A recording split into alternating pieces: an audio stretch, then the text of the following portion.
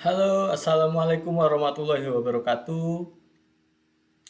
Untuk mahasiswa dan mahasiswi Universitas Terbuka dimanapun kalian berada. Bertemu kembali dengan saya, Dera Risandi, sebagai tutor mata kuliah Manajemen Kualitas, EKMA 4265. Rekan-rekan mahasiswa yang saya banggakan, kita telah bertemu pada sesi 2, yaitu pada materi sesi 2 ini kita akan membahas tentang Total Quality Management yang berkenaan dengan konsep Total Quality Management dan hambatan dalam penerapan Total Quality Management dan implementasinya.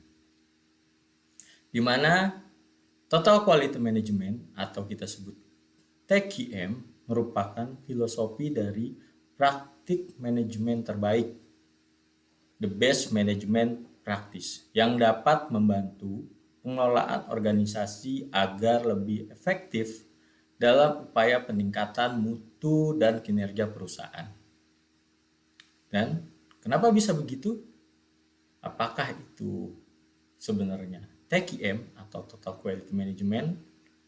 Nah, pada sesi kedua kali ini, saya telah menyediakan materi-materi inisiasi untuk mahasiswa dan mahasiswi mempelajari, serta saya akan memberikan diskusi juga untuk kalian semua dapat berdiskusi mengenai konsep Total Quality Management ataupun pengertiannya. Dan saya akan memberikan latihan juga, latihan tes formatif untuk kalian dapat memahami materi yang saya berikan.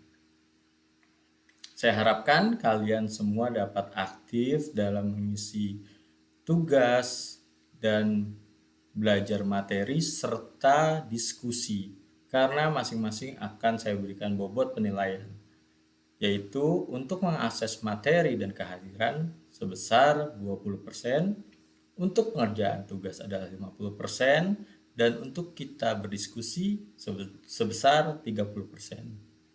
Saya harapkan kalian dapat lancar mengakses semua latihan dan materi-materi yang diberikan.